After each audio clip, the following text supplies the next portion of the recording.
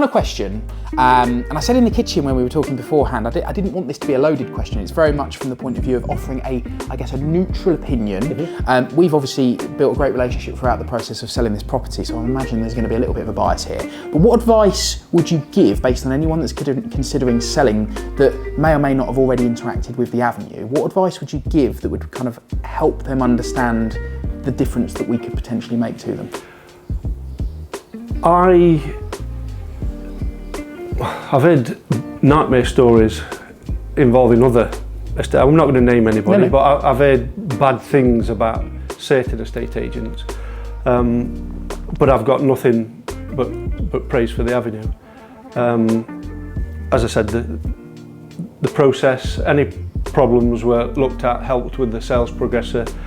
I would say to people as well, it's not all about cost. I'm not saying the avenue are any more expensive, but don't put your property with an estate agent just because they've got the cheapest, fees. I'm going to save £500 if I go with that one, because you might well end up, you'll spend that on council tax if it's an empty property or just not selling your property.